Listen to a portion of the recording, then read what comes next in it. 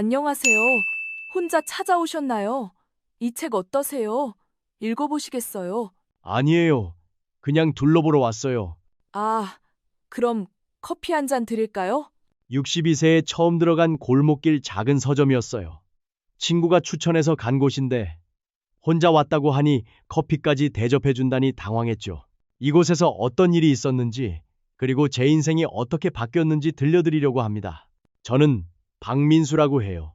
강남에서 35년간 회계사로 일했습니다. 큰 회계법인에서 파트너까지 올라갔죠.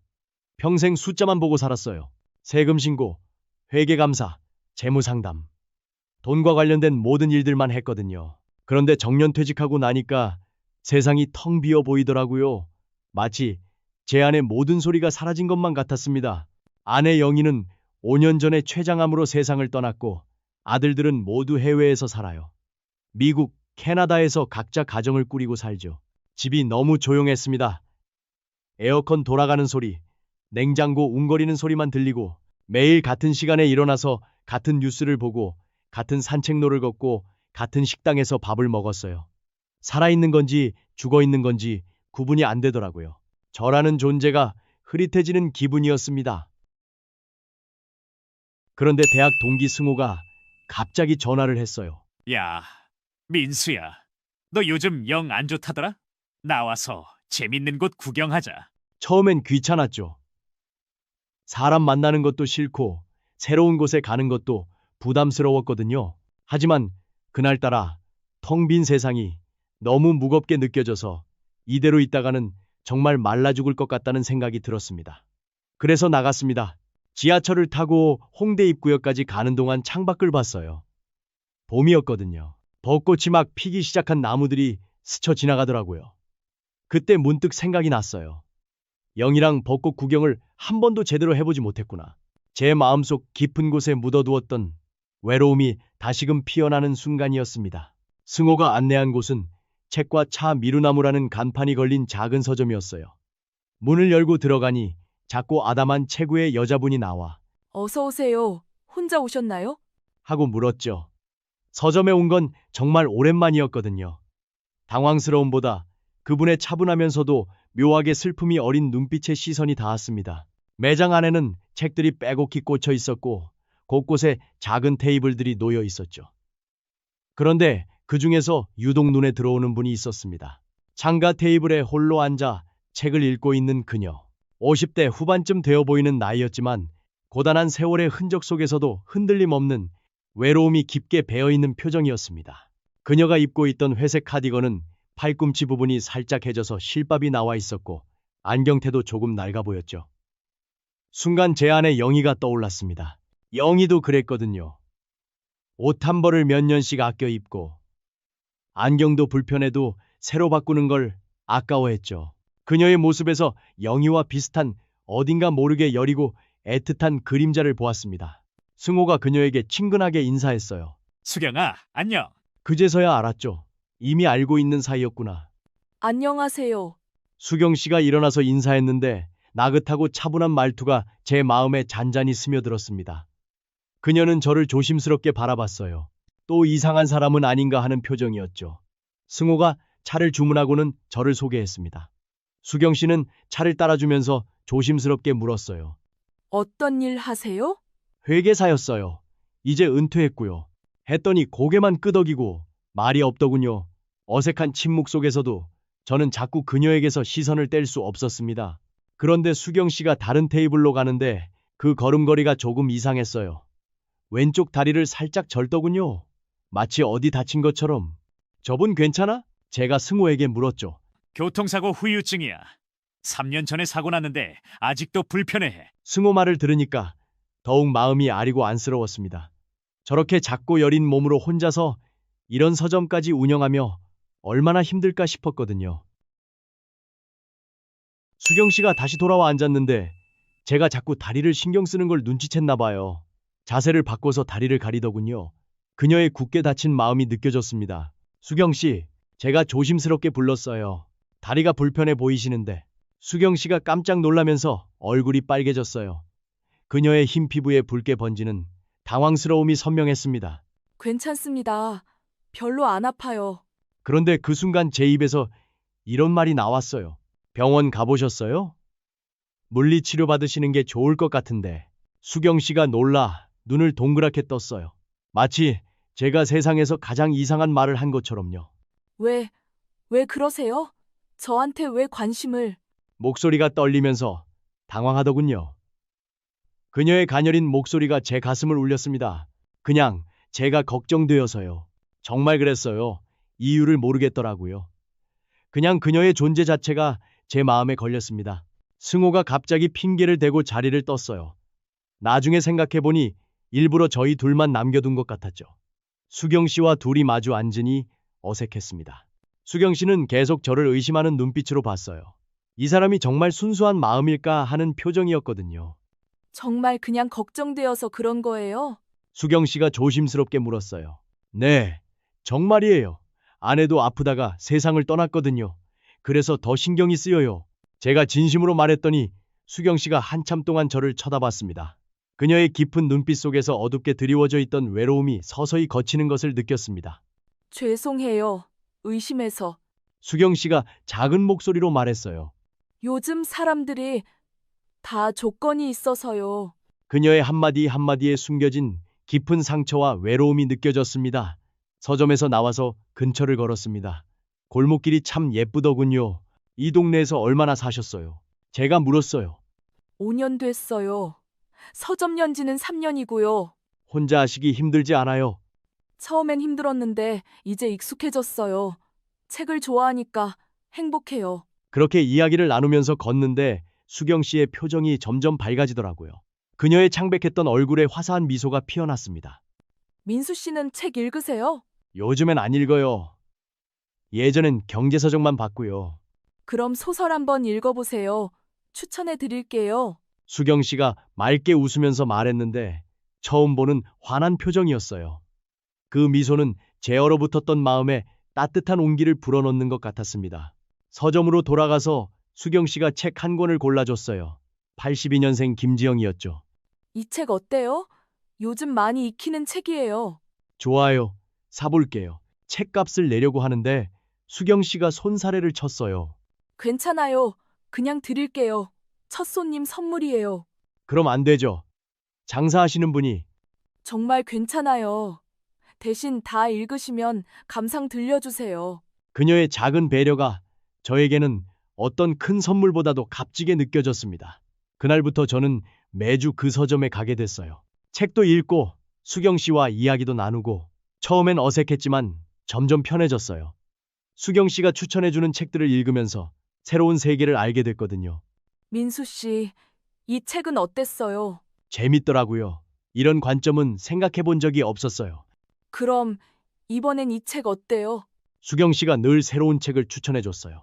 소설, 에세이, 역사책까지 35년간 숫자만 보고 살던 제가 이런 책들을 읽게 될 줄 몰랐어요. 한 달쯤 지났을 때 수경 씨가 조용히 말했어요. 민수 씨, 정말 고마워요. 뭐가요? 이렇게 자주 와주셔서. 손님도 별로 없는데 민수 씨가 와주시니까 힘이 나요. 그 말을 듣는 순간 가슴이 따뜻해졌어요. 제가 텅 빈 공간 같았던 그녀의 서점에 작은 빛이 되고 있다는 기분이었거든요. 누군가에게 도움이 되고 있다는 기분. 어느 날 수경 씨가 서점 2층을 구경시켜 줬어요. 작은 다락방 같은 공간이었는데 창문으로 보이는 풍경이 참 좋더라고요. 여기가 제일 좋아요. 수경 씨가 말했어요. 조용하고 햇살도 잘 들어오고. 정말 좋네요. 여기서 책 읽으면 집중 잘 될 것 같아요. 그날부터 저는 2층에서 책을 읽게 됐어요. 수경 씨도 가끔 올라와서 함께 독서를 했고요. 서로에게 아무런 요구 없이 그저 함께 같은 공간에 존재하는 것만으로도 위안이 되는 시간이었습니다. 민수 씨, 어느 날 수경 씨가 나지막이 부르더군요. 네, 고마워요. 저를 편하게 대해주셔서. 그 말이 가슴에 와닿았어요. 그녀가 얼마나 외로웠으면 그런 작은 관심에도 깊은 감사함을 표현할까 싶었거든요. 저 또한 그녀의 존재로 인해 잊고 지내던 평안함을 느끼고 있었습니다. 당연한 거예요. 수경 씨는 좋은 사람이에요. 창문으로 석양이 들어오고 있었어요. 골목길 풍경이 따뜻하게 물들어 보이더라고요. 붉게 물든 노을빛이 그녀의 차분한 얼굴에 내려앉아 더욱 아름답게 빛났습니다. 이런 기분 오랜만이에요. 수경 씨가 말했어요. 마음이 이렇게 편할 수 있다는 걸 몰랐어요. 저도 마찬가지였어요. 5년 동안 외로움이라는 차가운 그림자 속에서 살다가 처음 느끼는 온기와 평안함이었거든요. 그때 수경 씨가 제 손을 살짝 건드렸어요. 그녀의 작고 따뜻한 손길은 제 심장을 두근거리게 했습니다. 갑작스러운 일이었지만 그녀의 손에서 전해지는 온기는 메말랐던 제 감성을 깨우는 듯 했습니다. 민수 씨, 저 아저씨가 좋아요. 수경 씨가 떨리는 작은 목소리로 말했어요. 제 가슴이 걷잡을 수 없이 두근거리기 시작했어요. 그녀의 고백은 제 오랜 외로움을 단번에 지워버리는 마법과 같았습니다. 이 사람이라면, 이 사람과 함께라면 제 인생의 나머지 페이지를 아름답게 채울 수 있을 것 같다는 확신이 들었습니다. 저도 수경 씨가 좋아요. 정말 좋아요. 제가 그렇게 대답했더니 수경 씨가 환하게 웃었어요. 세상에서 가장 빛나는 미소였습니다. 하지만 행복한 시간은 길지 않았어요. 한 달 후 갑자기 건물주가 나타났거든요. 임대료 올려줘야겠어요. 건물주가 차갑게 말했어요. 이 동네 임대료가 많이 올랐거든요. 수경 씨가 당황하면서 말했어요. 얼마나 올리시려고요? 지금의 2배요. 못 내면 나가야죠.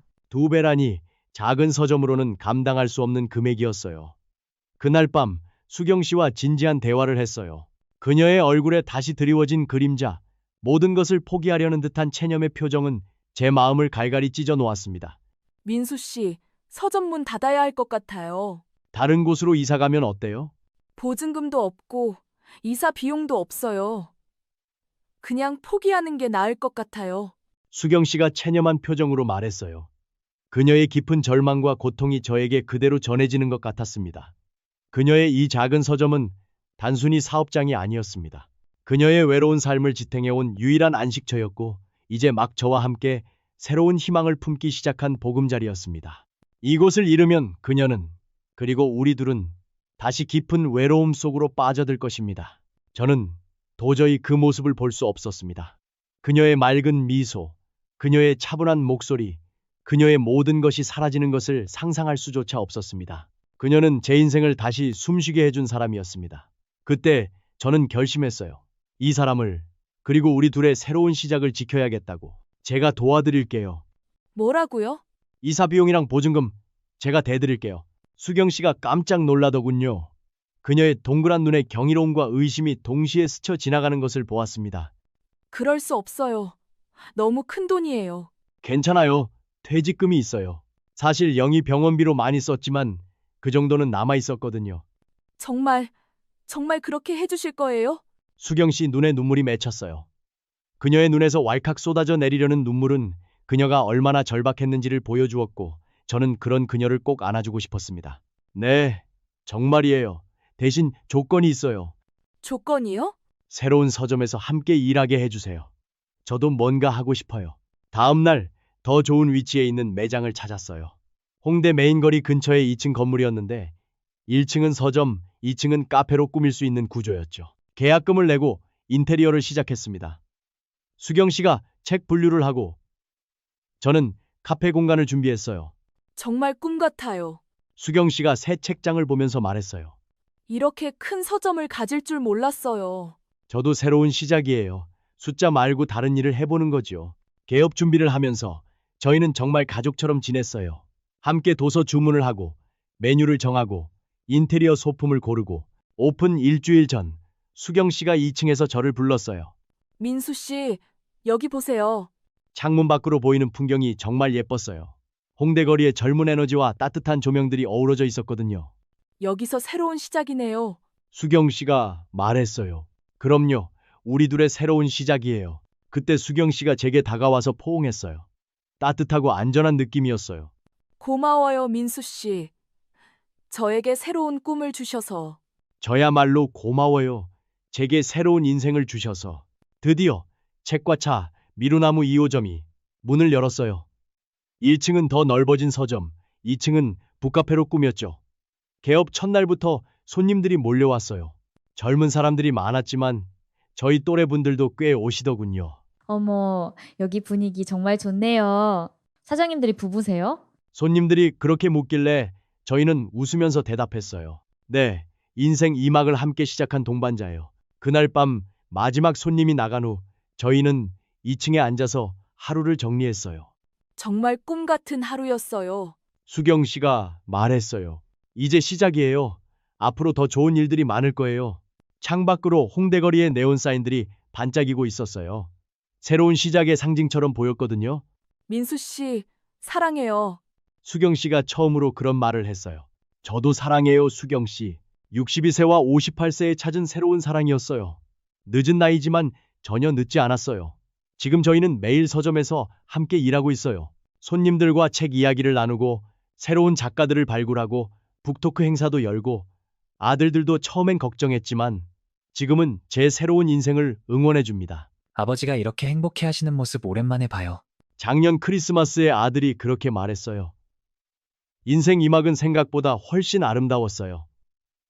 사랑도 다시 찾았고 새로운 꿈도 생겼고 매일이 설레는 하루하루예요. 나이는 숫자에 불과하다는 말이 진짜였어요. 마음만 젊으면 언제든 새로운 시작이 가능하다는 걸 깨달았거든요. 지금도 저희는 매일 새로운 계획을 세워요. 지점을 더 늘릴 건지, 온라인 서점도 할 건지, 출판사도 차릴 건지, 꿈은 나이와 상관없이 계속 잘할 수 있다는 걸 배웠어요. 여러분도 포기하지 마세요. 인생 2막은 1막보다 더 아름다울 수 있으니까요. 시청해주셔서 감사합니다. 구독과 좋아요로 저희를 응원해주세요.